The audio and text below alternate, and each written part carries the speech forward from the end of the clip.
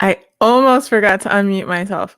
Hi, everyone. Thank you for joining us. Welcome to the October 10th episode of PubTalk Live, the live publishing talk show airing the second and fourth Saturday of every month at 9 p.m. Eastern. And this is a special show because this is the first episode in the second year of PubTalk Live. So I've officially been doing it for a year. So thank you all for joining us for this one. I'm your host, Sarah Nicolas. I'm a young adult author, a board member, and agent liaison for Pitch Wars, and a library event planner. You can subscribe to reminders via email by clicking on the link in the description so you don't miss a show if you'd like. You can also follow the show on Twitter and Instagram at PubTalk Live. And if you'd like to support the show, you can find a link to the Patreon near the end of the video description as well. So hi everyone. Hey Jay. So if this is your first time joining us, the kind of regulars around here, they call themselves pubbers, and so welcome pubbers, and also welcome to future pubbers. So I'm going to go ahead and introduce today's guest co-host. Saundra Mitchell has been a phone psychic, a car salesperson, a denture deliverer, and a layout waxer. She's dodged trains, endured basic training, and hitchhiked from Montana to California. The author of nearly 20 books for tweens and teens, Mitchell's work includes Edgar nominee Shadowed Summer, the Vespertine series, Lambda finalist and IAA winner All the Things We Do in the Dark, and the Camp Murder Face series with Josh Burke. She's also the editor of 3 anthologies for teens, Defy the Dark, All Out, and Out Now. She always picks truth. Dares are too easy. So please welcome to the show, Saundra Mitchell. Hi. I promise I won't keep the mask on the entire time. I have a cough, and so sometimes putting it on soothes it, make my tones more dulcet. Gotcha. All right. A lot of people are just wearing masks all the time, so I don't even question it anymore. I've gotten used to it. I like the humidity when I breathe it back in. Huh. Oh yeah, I can see that. I find it pleasant. Sure. Yeah. I live in Florida, so it's always humid when I breathe. So. Oh yeah, you don't need a mask for that then. Yeah. So you, I just want to ask you real quick about hitchhiking from Montana to California. What? I guess my first question is why. Okay, so way back in the beginning of the internet, when it was still all black and white and Usenet and things like that, and when everybody that was on the internet was an axe murderer, I had made a bunch of friends on the internet, and I decided that I was going to take a train trip out west so that I could meet my internet friends. And I got to the first stop, and I met my friend Shroud. We all met in Alt Vampires, by the way. Okay. And while I was visiting, their girlfriend broke up with them. And so suddenly they found themselves homeless. And so I was like, well, I'm going to visit our friends because we all met like in the same place. And they were like, but I don't have the money for a train ticket. So I got the brilliant idea, the kind of brilliant idea you only have when you're like 22 and really inadvisedly brave. Yeah. And I was like, well, why don't we hitchhike? Yeah. And so that indeed is what we did. And it was quite, and we discovered that if Mormon kids or little kids were in charge of the car, we would have been to Los Angeles like in 2 days flat. All right. That's I remember my papa talking a lot about hitchhiking when he was younger. He was in the military though, that like a lot of military guys, especially when they came back from the war, that's like what they did. That's how they got places. Right? Yeah. Now, see, Shroud and I had both served in the military, so ironically enough, or it's not actual irony, it's Alanis Morissette irony.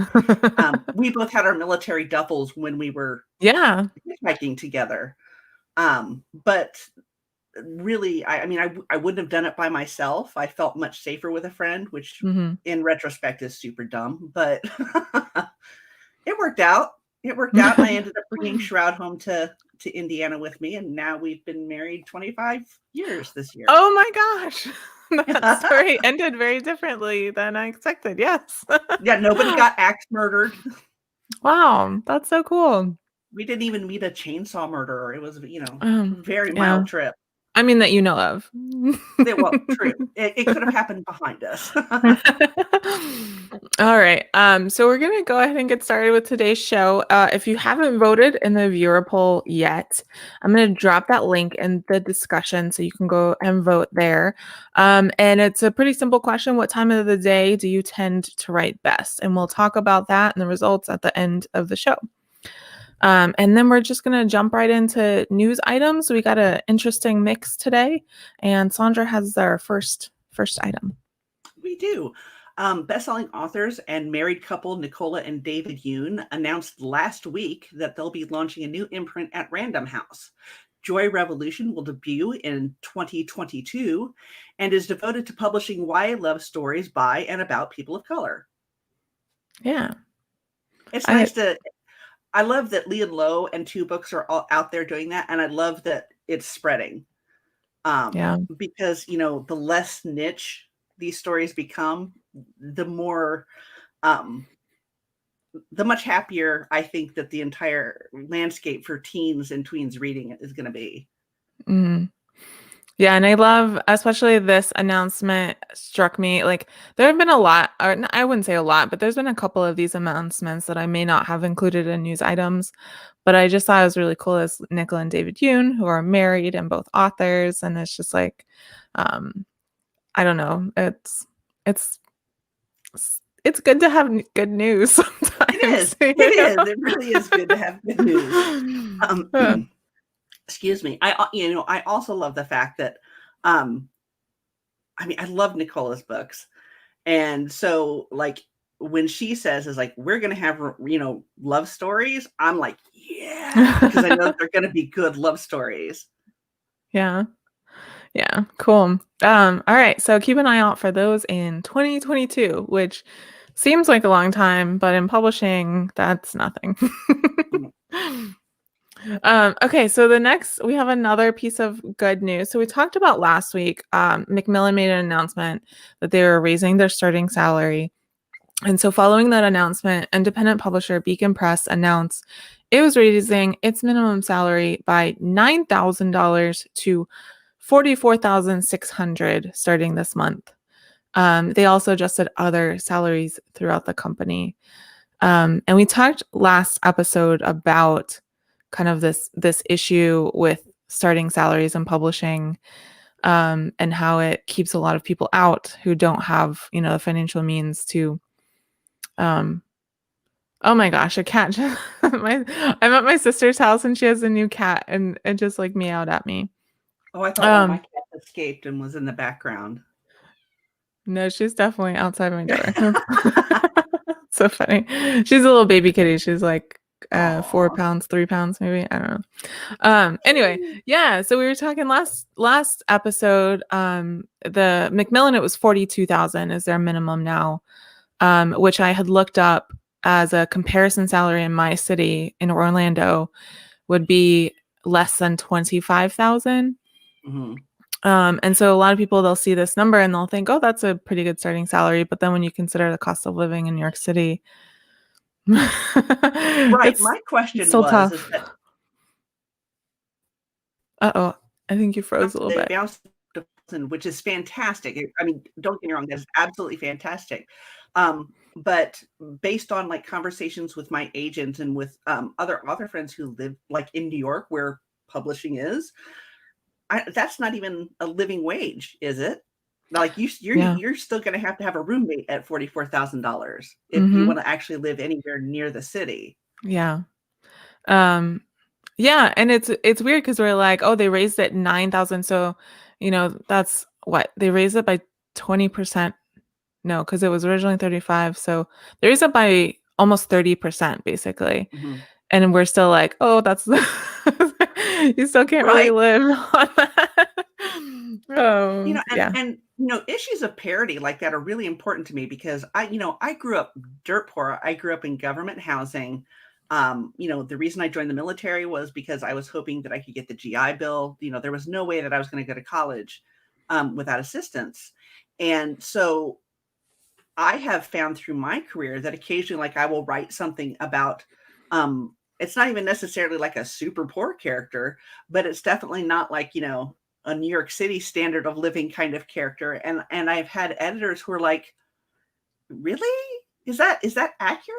I don't, it's like they don't believe in, upper, lower class, Yeah. So, but I mean, it's a great step in the right direction. So I Yeah, don't want to be definitely. like, that sucks, Yeah.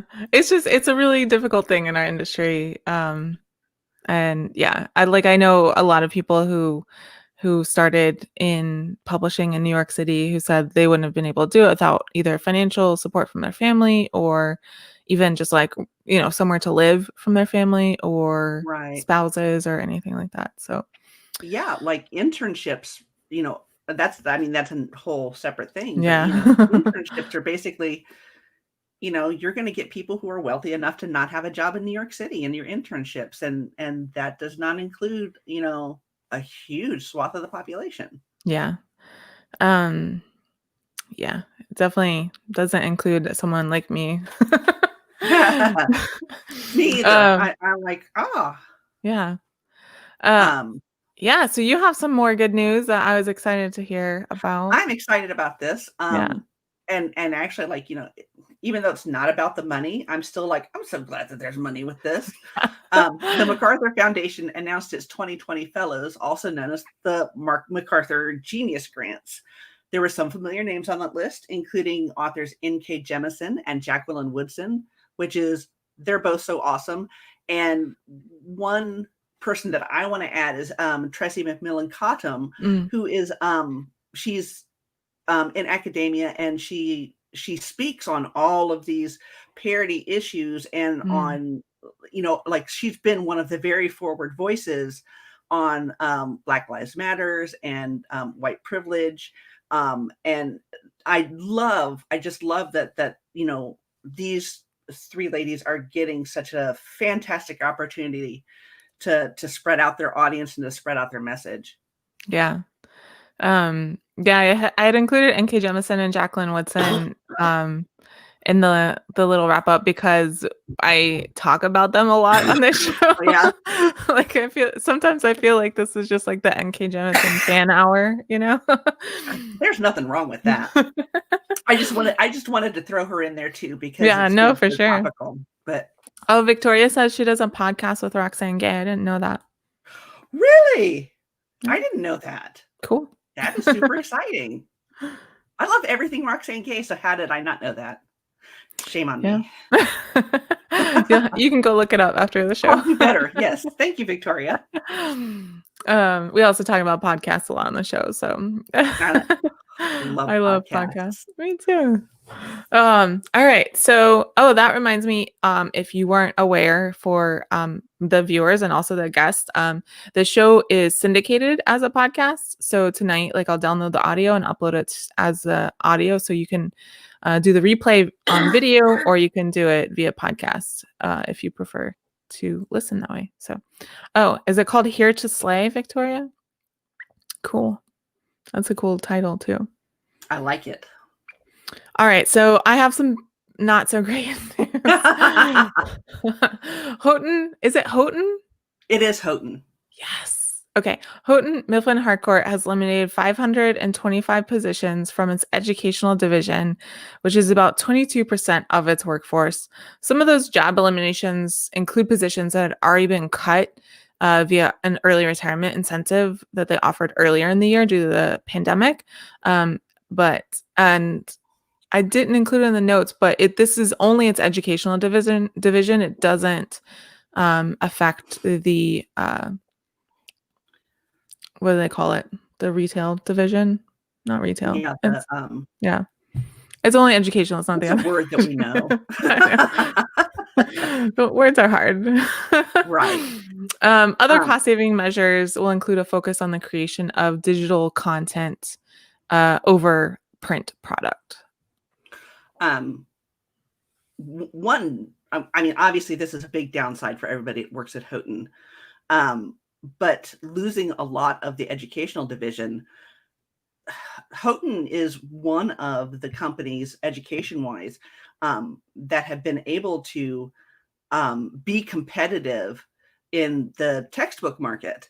And because they aren't they've always had a different kind of point of view, so they're not necessarily beholden to, do the Texas teachers like it? All right, then we're all going to use it. So, this is actually, it's terrible for the people who who are getting, moved out of Houghton anyway, but it's definitely going to have like an echoing effect on the textbooks that kids get, and the points of view that they get in those texts. That's a good point. I'm glad you were here to bring that context. I have known several people who worked at HMH in the education division, but almost all of them have left over the past couple of years. So I don't have like a connection to that really. Yeah, it's, because it's not, it's a lot of it is textbooks. Like, anytime that you have a textbook where it's like, read this excerpt and now answer these 6 questions. But they also do a lot of direct to classroom books, like, small board books and small paperback books and things like that are direct to classrooms. That, again, they've gone out of their way to have a different perspective from some of the pure textbook oriented companies. And so, yeah, that's going to be a loss. Yeah. All right. And on that note, you have even worse news. Oh gosh. The 2020 winner of the International Publishers Association's Prix Voltaire Prize, Pham Doan Trung, has been arrested in the Vietnamese government for conducting anti-state propaganda and is facing up to 20 years in prison. She is an author, journalist, and co-founded Liberal Publishing House as a direct challenge to the Vietnamese government's control of the publishing industry. Yeah. Go ahead.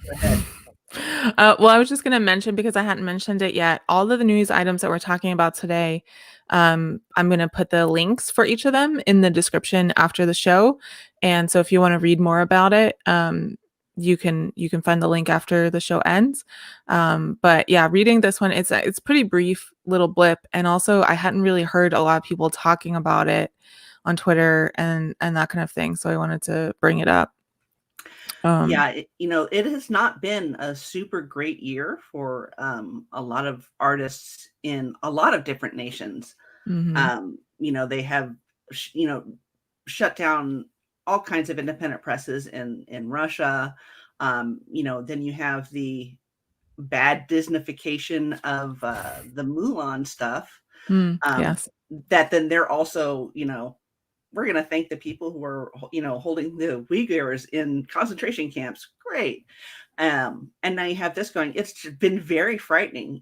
Free speech has been fairly frightening in the United States for a little while now, but I'm not to the point where I'm afraid like I would get put in jail for the stuff that I say. Yeah. Yeah, that was another reason I wanted to make sure to include this in today's news roundup is because we talk about like the issues in publishing, in the United States, and then you see something like this and you remember, what's at stake. You remember like what could be. And so and she had pre-recorded a talk for Frankfurt that was on she called it Guerrilla Publishing, I believe.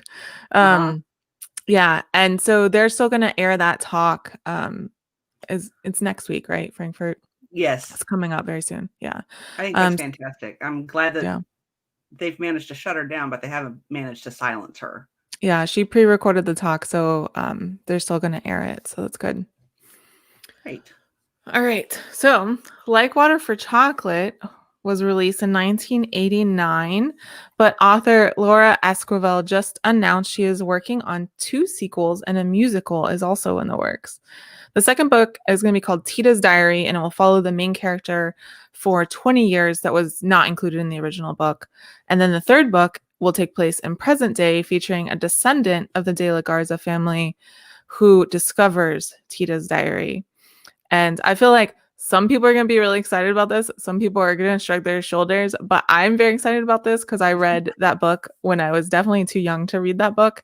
And I loved it. So, yeah. See, I'm more familiar with the movie, shame on me. But like just reading the way it's like, okay, and there's the second book is going to be 20 extra years. And then the third one is going to be what happens when people read that 20 extra years. Yeah. And I'm like, and Stephanie Meyer just put out Edward's version. And in 10 years, we're going to get Carlisle's version. And so it's like, it's like Twilight for literature. Sorry. I'm going to include that in the video highlights, you saying like Water for Chocolate is Twilight for literature. That's great. Yeah, well, so I was reading, I was like, second book, whatever, okay. And then third book, I was like, oh, that would be kind of cool, though, is to have like a modern update to the concepts. And that's one of the nice things about fiction for adults is that you can actually do something like that. If you try to do stuff like that in YA, people get really upset. I found that out the hard way. But yeah, now didn't say I didn't actually get a chance to read the article. Is the author developing the musical, or is someone developing the musical at the same time? It's someone else. Let me pull it up real quick because like some of the names involved were really interesting. So just give it a second to load. Oh gosh, ads. Okay. So the Latin band La Santa Cecilia is writing music and lyrics for it, with one of the writers from In the Heights also working on lyrics. Oh, okay. Awesome. And Lisa Loomer is writing the book. Very nice. And then it's got a nice list. Michael Mayer of Spring Awakening is directing. So wow. Might be really good. That's a really exciting slate there. Yeah. All right. You have our final news item. Okay. And we're going to find this will be totally relevant to what we end up talking about tonight. Following the UK publication of a letter in support of transgender and non-binary people signed by more than 200 authors, editors, and agents, YA author Maureen Johnson stepped up to compile a North American version. At the same time, Johnson was criticized when she claimed that the North American author community wasn't here for TERFs, trans exclusionary radical feminists, with many trans and non-binary authors replying that she's dead wrong about that. Yeah, I have seen conversation around this. Yeah, I think it was one of those things. Now, keep in mind, I'm an older queer.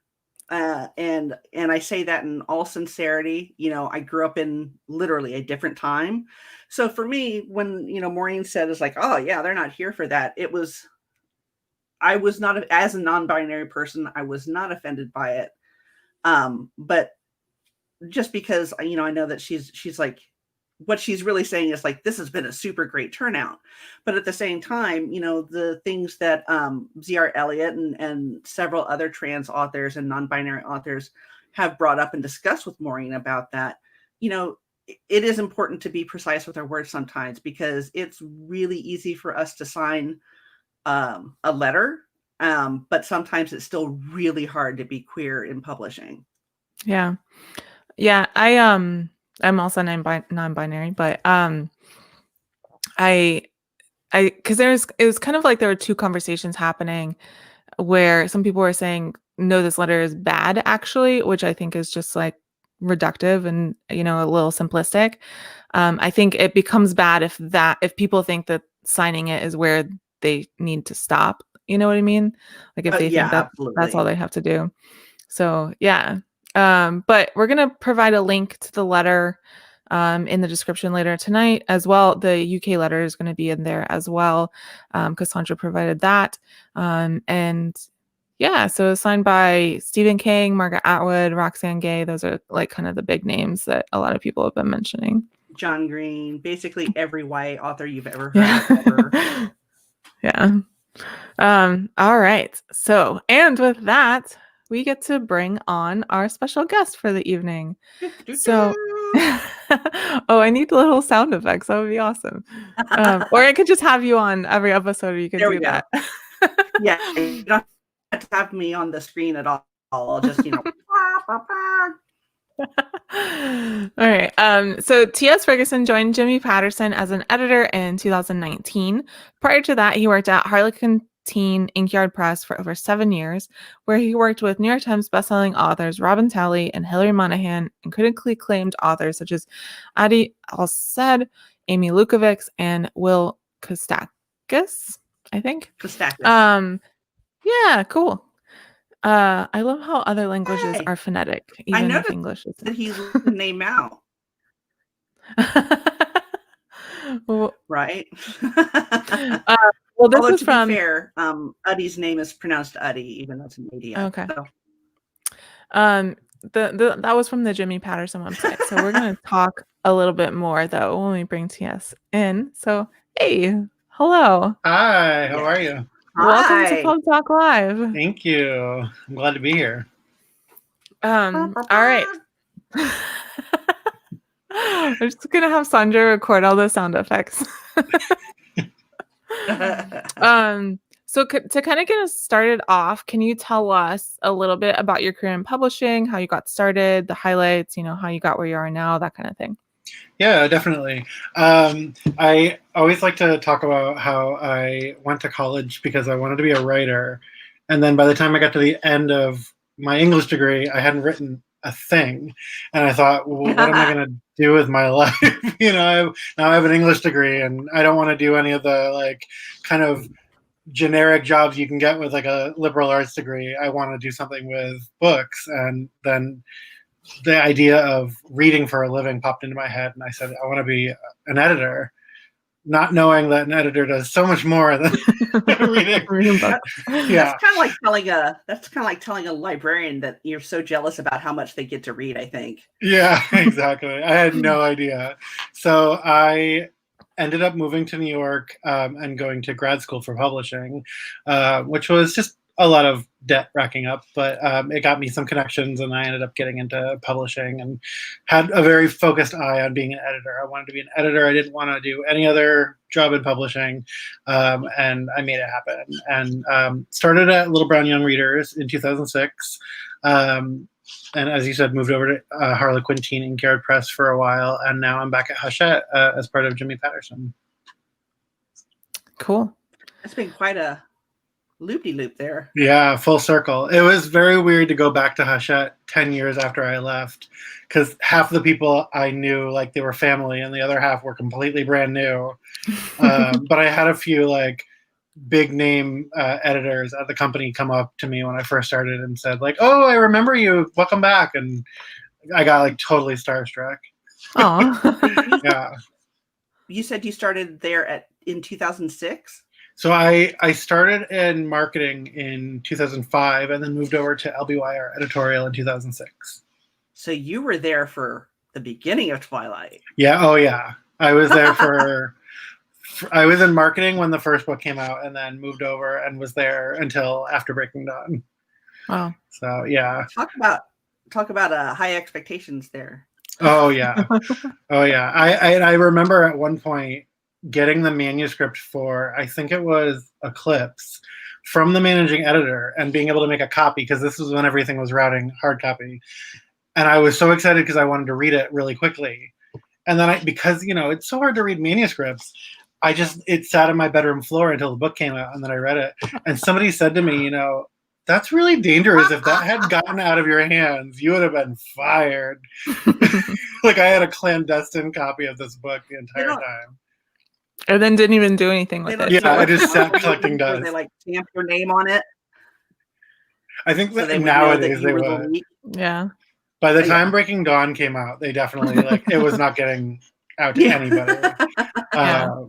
Yeah. So what kind of books do you work on now for Jimmy Patterson? For Jimmy, I like to say that we're really looking for books that have a really strong hook and really compelling, compulsive readability. Jim has this kind of motto for the imprint that he really wants kids to read one of our books and immediately ask for another book. He doesn't want them to kind of feel okay, I'm done, now can I go play? He wants to create readers out of kids. So those are really the books we're looking for, is books that will like suck those kids in and have them like begging for more. That's awesome. Cool. Yeah. And then on a personal note, I'm always just anything queer. Saundra knows. Well, and yeah, well, and the thing is that we've actually talked about this before, that you did not like go into Harlequin being like, I'm going to be the queer book guy. And yet somehow you still managed to get to be the queer book guy. How did that happen? I think, what's funny is when I was at LBYR, it was still like, I feel like there were not a lot of queer books coming out. And I, as like a new editor who was still unsure of himself, I kind of, I think, bought into that idea that like, oh, you can only have 1 or 2 queer books on the list and they're going to be a hard sell. And I worked on IMJ by Chris Beam when I was at LBYR and was just in love with it. And was there when Melinda Lowe's Ash came out and was very jealous that I was not the editor. But I still, I think, had like that thing in the back of my head that, well, it's going to be tough. And I'm going to have to put up a fight. And, as a queer editor myself, I was like, I want to publish these books, but, it might be an uphill battle. And then when I got to Harlequin and started getting submissions, I don't know, it just kind of happened organically. And somewhere along the way, and I think a lot of the conversations on Twitter and, with my authors helped, but I just really flipped and was like, fuck it. I don't know if I can say that. I want to put those books out because one of the reasons I wanted to be an editor was because books saved my life as a kid. And I really want to do that for kids reading my books. So, and then I think that's awesome.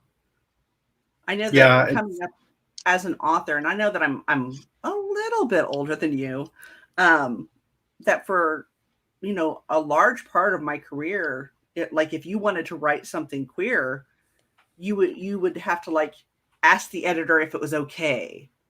Like if you were going to be part of an anthology, or if you were going to send something to a magazine, it'd be like, would it be okay if I write a queer story? And it was not until I had already published a couple of YA books that all of a sudden there was queer YA fiction everywhere. And like, it was a huge, it blew my mind, honestly, because, I had that experience coming up as, asking the permission of editors who might sometimes allow me to have a little treat of a little bit of queer in a story. A little bit of queer for a treat. Yeah. Yes. Just a little palate refresher. Well, and I will say, like, I give a lot of credit to Harlequin Teen and to my boss over there, Natasha. They've gotten a lot of flack over the years for some controversial books, but I always felt very supported when I was going after queer books. And also Natasha really trusted me because she had come over from the adult romance side and was, very well studied in YA, but I had come from a kidlit job. So she really trusted me to, have that prior experience and bring that. So I was able to kind of push the boundaries in a way that maybe I wouldn't have at, Harlequin Teen was about 2 years old when I started there. And if I had been at an imprint that had been established and kind of set in their ways, I don't know how much more opportunity I would have gotten. But they were very supportive when, I remember when We Need Diverse Books first started, I was very eager to kind of jump on board and support them. And we got a lot of, like in-house, there was a lot of support and conversation, and I was really appreciative of that because it allowed me to push boundaries. And even in terms of not even just queer stuff, but I published a horror author, and I had a mindset of I'm just going to let her do, whatever she needs to do to make this a gory or scary horror and not hold her back. And I think a lot of editors are kind of apprehensive because it's for kids to not go too far.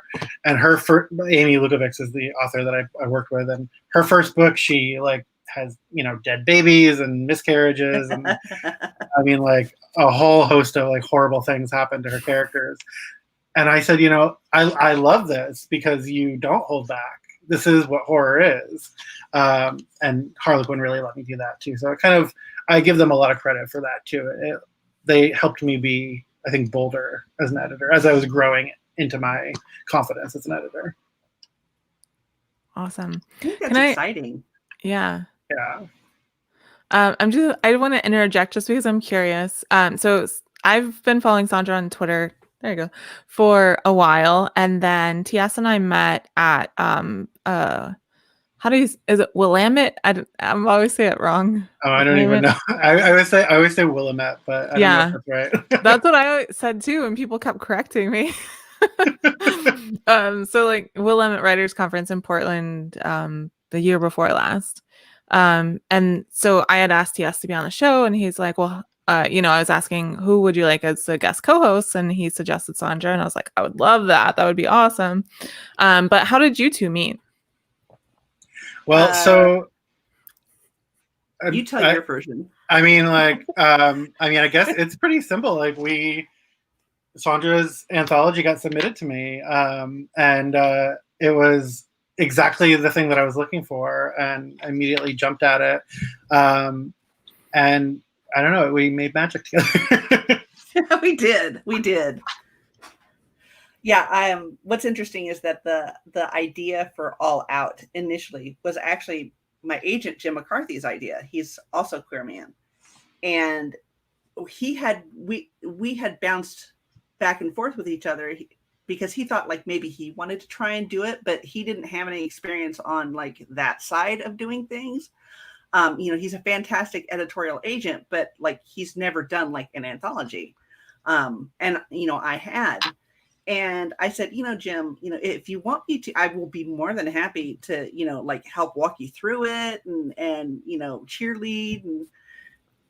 And we can do this. And ultimately he decided that he wanted me to do it because he was afraid that it would be like a conflict of interest when it came to contracts and things like that. So he gave me the baby. But what's interesting is that when we were coming up with the list of editors to send it to, like I knew that there were like there are a handful of editors I knew that would be interested in doing both anthologies and a queer anthology. But Jim was just like, well, I'm going to send this to TS because this is going to be catnip. And and so he sent it off, and we had one editor at one of the big five. There were still five at that point, who wrote back and it's like, well, how do we know all of these people are queer? Because I've looked at some of their websites, and some of their websites don't actually say that they're queer. Oh my God. And I was like, we can assure you that if they're on the list, they're queer. But then TS came back and he was just like, yes, let's do this now. Yes, yes, yes. You can't beat somebody who actually knows the community, who is part of the community. And that's just it was so special because like I did not have to spend time explaining like certain terminology or why this character was doing this thing that like, heteronormative characters were not going to be doing. It was so nice to be working with people who are just like, who get it. And TS got it from the very beginning. Yeah. And I was so proud that we were putting out that book. And then I think my favorite anecdote, is after the book came out, I started saying to my boss, it would be really great if we did like a follow-up that was contemporary because, the first anthology was historical. And I love Saundra had kind of pitched it to me as, people just assume that queer people just appeared out of thin air, but we've been here forever. So like, let's do a historical anthology to say like, we've been here throughout history. So I kept saying to Natasha, it would be really great. We should suggest that she do a contemporary anthology, like a follow-up. And then before I could email Jim, he emailed me and said, Saundra and I have been talking and we want to do a contemporary follow-up. And I think my response to him was, oh my God. And here we are.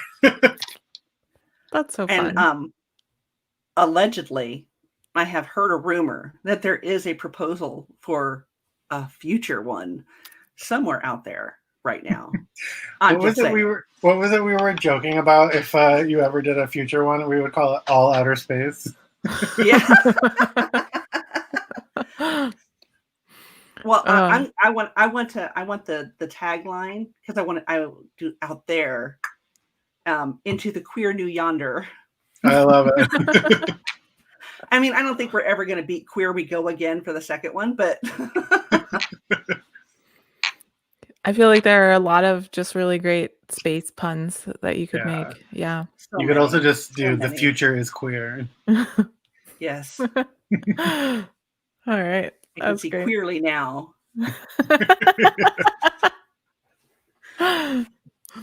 Yes, so. Cool. No, so how much am I your favorite? Yes. Oh, so much. I mean, literally when Sarah was like, who do you know? I was trying to think, who do I have a great rapport with? Who can we banter with? Who can, we have good conversation with? And you were one of the people that immediately came up, because, I think when we started working together, it was like immediate, like we clicked immediately. Yeah. And that's, I mean, that it's so rare, and it's such a pleasure. I mean, which is not to say that, I don't get along with other editors. I mean, there are a couple, but, it was just like everything was exactly right. Hey, Laura H., the tour of what I have on my shelves right now is every single book that is being evaluated for the Stonewall Awards this year, because my wife is on the Stonewall committee. Nice. The middle shelf these are mine right here, but all of the other ones, all of these books are queer, mostly YA, middle grade, and picture books that have come out this year. So awesome. Literally, if it is queer and you have heard of it coming out this year, it is over there. It has been such a pleasure this year. I hope that doesn't stop next year. I'll be very sad. Yeah.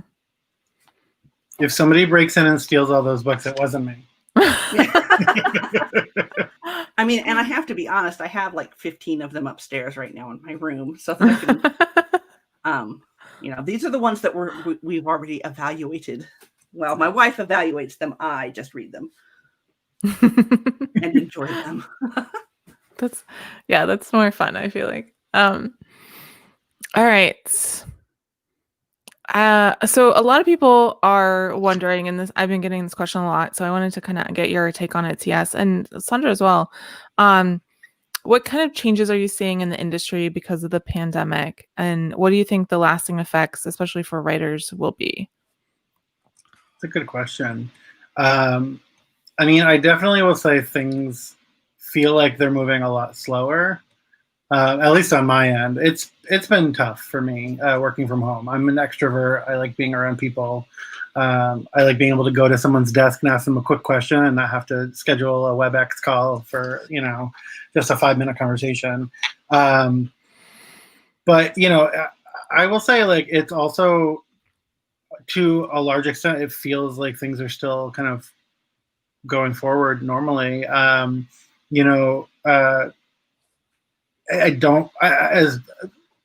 I'm sure we've taken sales hits. I'm sure everybody has, especially in the beginning. But it sounds like sales-wise, books are starting to come back from, like where we were in March and April. I know acquisitions are still moving forward. I think really it's starting to speed up again. But I think mostly it was just there was a major slowdown. People are still getting used to, even 6 months into it, working from home, having to schedule digital, like video calls. I will say presenting at sales conference has been interesting because I don't know, in some ways it's a lot easier because you're on a video, you can just sit at your computer and you have your notes right there and you're not in front of 100 salespeople. But on the other hand, like when you're talking, there's just your face and a slide of your book. Yeah. I like that you mentioned that you're an extrovert, because I've been struggling with, I think, probably a lot of the same things. But one of them is when you're having these conversations, so for me, it's like teaching workshops, because that's what my day job is, right? I can't tell how the people are receiving it, which I'm very used to taking those cues and adjusting what I'm doing, you know, in response to people's reactions. And you just can't do that on Zoom. And so it's been draining. Yeah.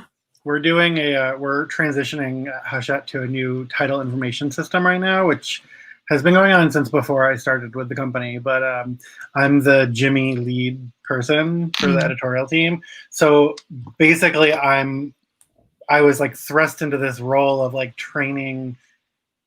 I mean, my team is 3 people, but we got paired up with LBYR. So it's me and the LBYR leads training the entire editorial department. And it's really interesting because I'm a theater kid.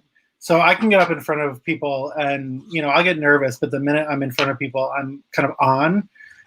Doing it digitally, it's so different because you don't see everybody's faces. You can't play off of people. I mean, I was so nervous last week doing my first training that I was planning my shtick while the other person was presenting. Because I was like, well, I can't do this off the cuff because I can't feel the audience's energy at all. So it's a lot of that. And like sales conference, I think is the same way. It's a lot better when it's like one-on-one or like just a couple people because you can put your video on, you can see people's faces. But the bigger meetings have been really interesting. Yeah. As an author, I mean, it's hard to be creative right now, just in general. But one of the things that's been really difficult for me and for a lot of other authors is like, what the hell do we do about COVID in our books? I had put together a partial, which is in my case, it was 25 pages. For my agent and my editor to look at to see, like, you know, if they wanted to develop in that way or if we wanted to do something else. And I had submitted it last year, like last spring.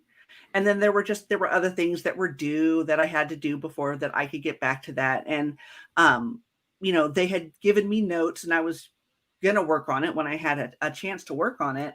And then COVID. And so even though, you know, it's paranormal set in the modern world. It's like, so what do I do now? I mean, do they go to school? You know, do I need to put in masks and hand sanitizer? Do I, you know, can they kiss? Because, you know, like watching stuff that's on television now and it's just so weird to see people so close to each other. And I finally wrote to Jim, my agent Jim, and I was like, I don't understand what I do with COVID. And he said, You know what? Nobody understands what to do with COVID. So if I were you, I'd keep writing it as if COVID hadn't happened. And if it needs to be changed after it's acquired, then we'll change it. Yeah. I've had similar conversations, with my writers group and stuff. Have you? Yeah. Well, because I had one book that is complete and I am finishing up revisions on it for my agent. That's a contemporary. It takes place in like a mid-sized town in Pennsylvania in a high school, very heavily reliant on like being in school, you know? And so I was like, I'm not going to do anything for that one. I'm just going to leave that how it is because it's written, you know, it's almost done. But then the one I was drafting, it takes place in a very small town in Texas. And I knew that one of my main characters, her parents had just moved to this town. And so I used that as the reason, like that their jobs changed or whatever because of COVID. And one of my friends in my writing group, it's like a alpha reader group, like they read it as we go along. She's an editor and she was like, oh, there it is. And I was like, that's it. That's literally the only thing I'm putting in the entire book about it. Because I was like, they live in a small town in Texas anyway. Like they don't even believe coronavirus exists. So it's fine. Yeah, I feel like as a reader, I see the comment from Victoria. I feel the same way. I'm like, let's just pretend COVID doesn't exist. And you're not in real life. We're the weird one because I have seen several authors talking about books that came out this year, which obviously were written 2 years ago. And like they're getting dinged on Goodreads and on the Amazon reviews and stuff like that because it's like, it's 2020. What about COVID? And it's like, sorry, I didn't have my magic ball. But I mean, we have authors who are actually taking flack because they did not predict COVID, when they I think sold that's their just a book 2 handful years of ago. people, though. Like, that's definitely not the majority. I love the No, I think responses to those reviews, though, because they're so sarcastic. Like, how dare this author not be psychic and predict? Yeah. I know, It's like the only time that you can make fun of a reviewer and not get in trouble. like, maybe I'll switch back to fantasy for a little while until everyone figures out what's going on. I'm like, yeah, All right. so Yeah. it's been a very weird year. All right, so we have just one more question for you, TS. I forgot. Remember when I was like, is there anything else? And I was like, trying to think, I feel like I'm forgetting something. This is what I was forgetting. I always like to give the guests a little heads up about this question.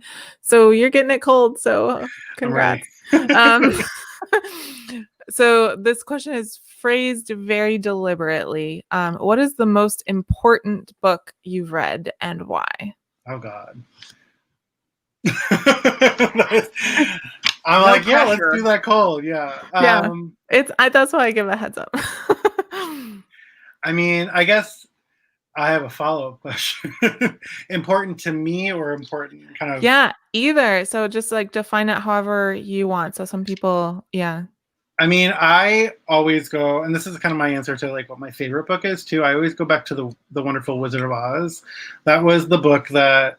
So I grew up with kind of a dad who was abusive and was going through a lot of his own stuff when I was little.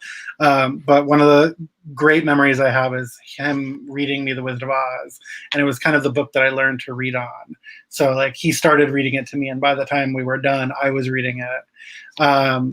And that's just basically been my favorite book and the most important book. I think that's the kind of catalyst for everything that I've become in my life. The movie was one of my favorite movies growing up as well. And when I was in getting my master's for publishing, my thesis was on the original publication of the book. And, and it was just always that book that it was like my passion, my like publishing passion book. So I'd say that's probably my answer. Aww, that's great. I don't know if I could answer it if it was the most important book for the world. Yeah. But personally, The Wizard of Oz for sure. Awesome. That's a good answer. Yeah. And actually, the thesis that I wrote on The Wizard of Oz helped me get my first job as a Kidlit editor because I had it on my resume and they said it was like one of the signs that I was passionate about children's books. So it attracted them to me. Yeah. Cool. Very nice. So you're a friend of Dorothy in many ways. I am. Yeah. And I played the Tin Woodman in the musical when I was in. Oh, that's fun. I was very upset that I wasn't the Scarecrow, but to be fair, I was kind of stiff on stage back then, so it worked out. I hadn't come out yet, so I was a little nervous. Oh, yeah. I was Ebony, who's one of our regulars. She must not be watching today because she always comments on the faces people make when I ask that question. So, have you ever gone through and just like collected the screenshots? That's a good idea. I've thought about just doing a cut of all the answers together. Oh, that would be good too. That would actually be substantive, The faces would be good too, though. I like that. Yeah. Oh, yeah. All right, Tias, thank you so much for coming on today. I'm so glad we could make it work. Everyone's busy right now, so every time someone agrees to be on the show, I'm just like excited and happy. So yeah, thank you. And you can find Tias's Twitter and some other information. I can't remember exactly what to put in the description down below. Oh, it's your MSWL post. And so yeah, check out Tias on Twitter. And thank you for joining us. And Saundra and I are just going to close out a couple of things. Awesome. Thank you for having me. Thank you for bringing me in. Of course. All right. Yeah. So we don't have a whole bunch left for you today. So I didn't do a quote of the week. So like I said, this is the second year of PubTalk Live. And when I started, I chose a year of quotes. And then I haven't chosen any new ones. So if you like the quote and you want me to continue doing those, let me know.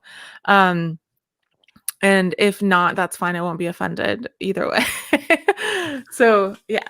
And then also we usually do an audiobook of the week. I am once again a judge for the Audie Awards. So all of my listening time is going to that. And so I won't be able, and I'm not allowed to talk about the books that I'm listening to for that. So Lodestar has a quote for us. Okay, go ahead and share it, Lodestar.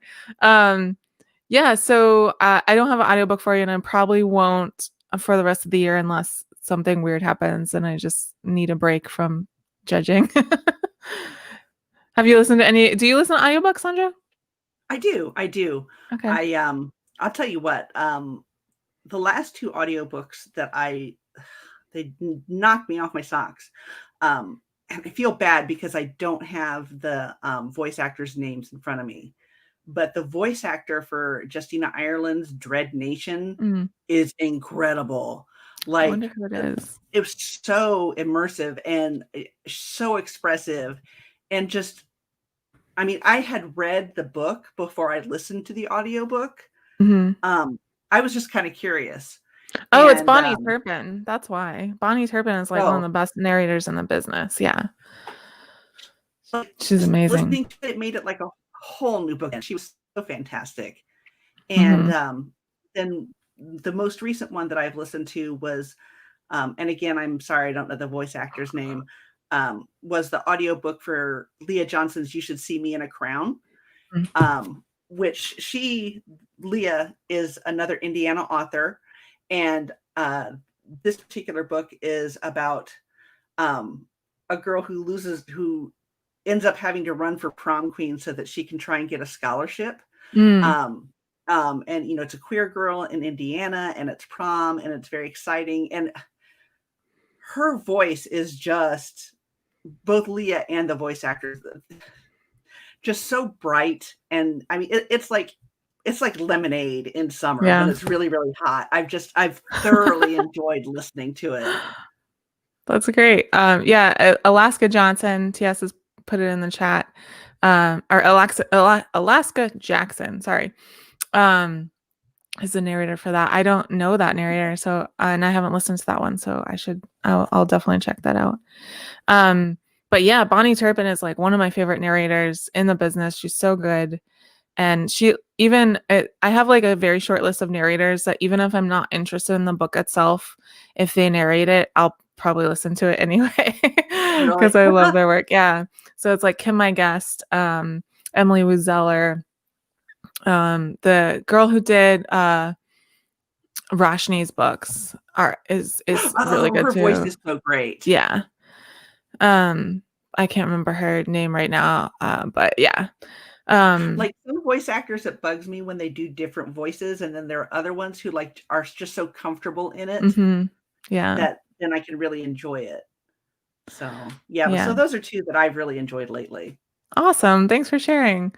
So Lodestar has a quote for us. You need chaos in your soul to give birth to a dancing star. Nietzsche. I've heard that one before. Thanks for sharing. I have not. That's a good one. I love quotes. That's the whole reason why I had a quote of the week, is just because I like them. I like making them up. Yeah. I tell people that, oh no, I read this in this very obscure book. I just like making them up. That's funny. So Jay asked what platforms to use for audiobooks. A lot of them I get sent by the publisher because I write for Book Riot. So they just send me the files. And so I using like a music app. But when I buy them, I buy from Libro FM, which supports indie bookstores.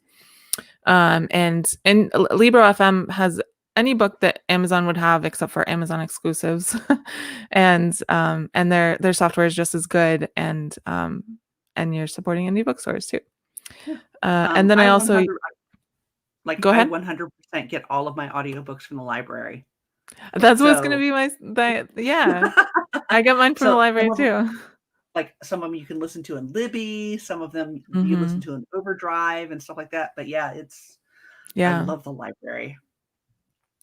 Yeah, I get mine from the books, from because they have it's Hoopla is so Overdrive and Libby are like the same company basically, and then Hoopla, and there are a couple others, but most of them are in Overdrive or Libby. So yeah, and I work at a library, so if there's not a book in there that I want to listen to, I just like yell at an acquisitions librarian, and most of the time it works. That works out well.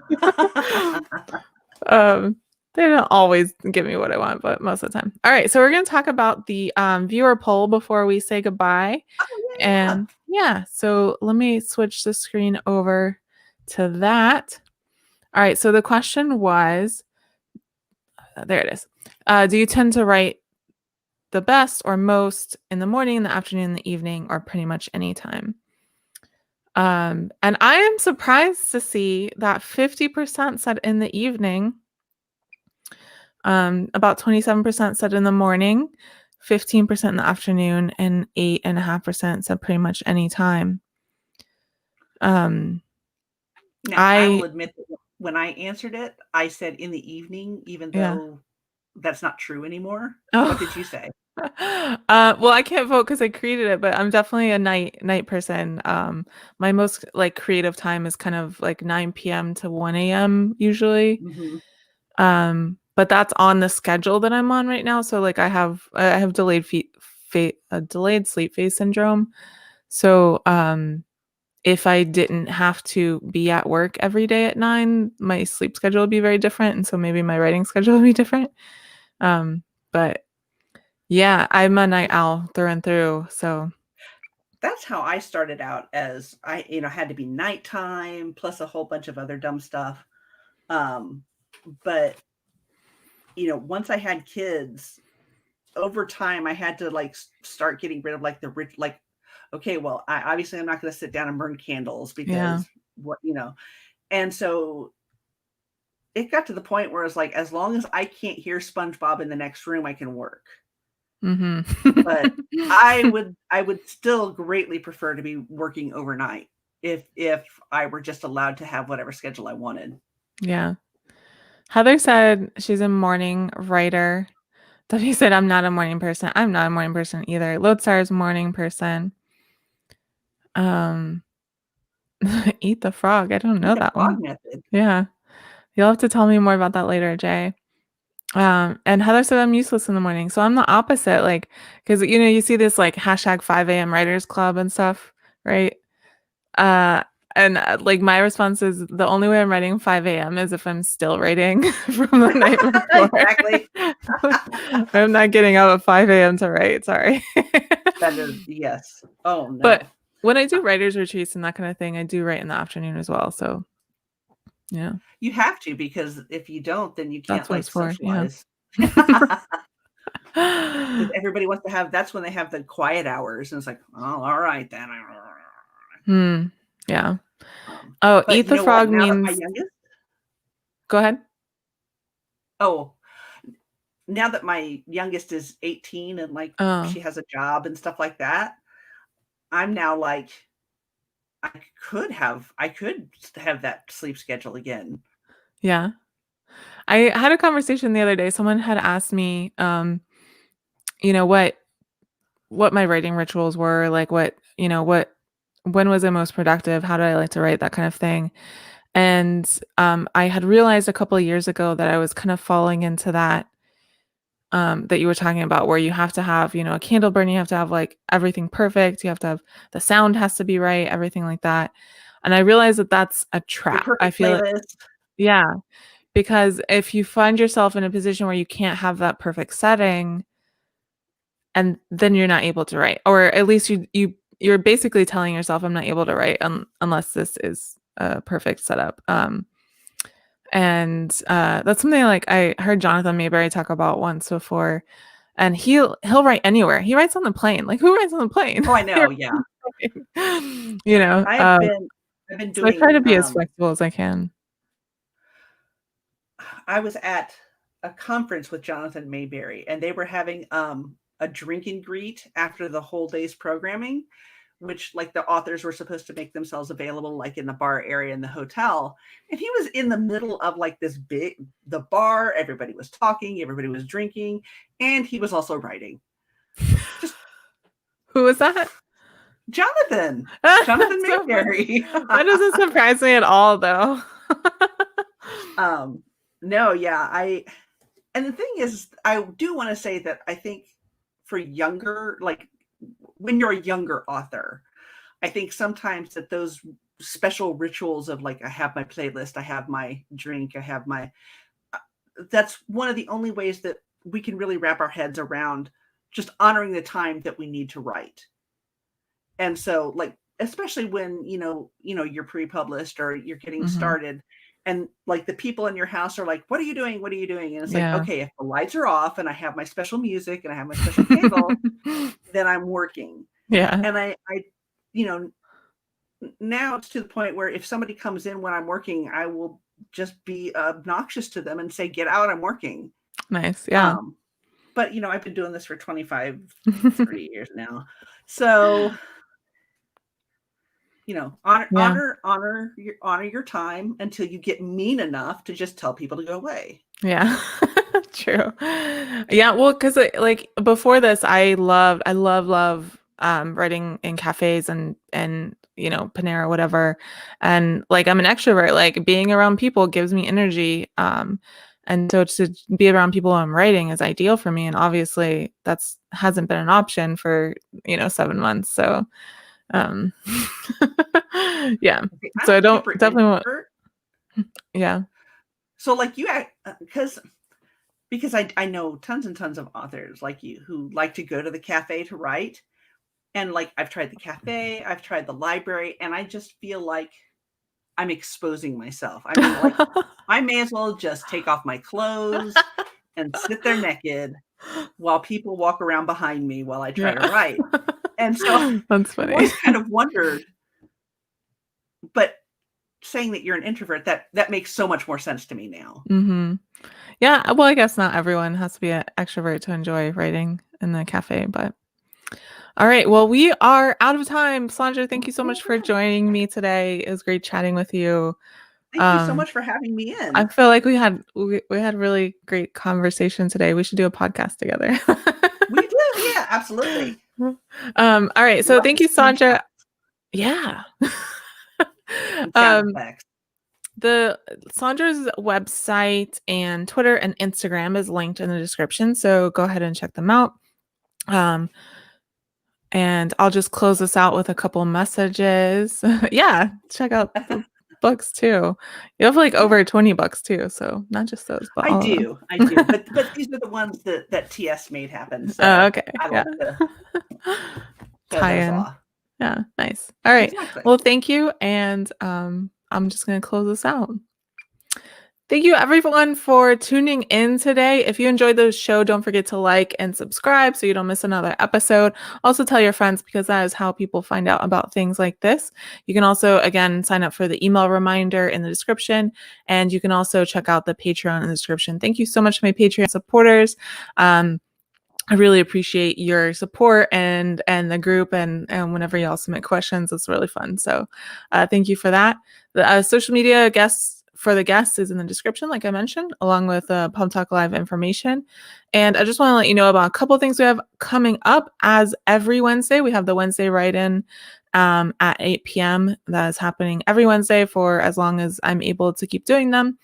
I'm also teaching a workshop for free expressions on pitching your book that's going to cover elevator pitches, query synopsis, and comp titles on October 15th. So on Thursday. So if you want to check that out, I'm dropping the link down there. And then on October 17th, I have Agent Chat Live with Matt Belford at Tobias Literary. And that is already scheduled on the channel. So you can go check out more information about that. So thank you all so much for watching. Hopefully we'll see you next time. Everyone stay safe, wash your hands, and wear a mask. And we'll see you next time. Bye.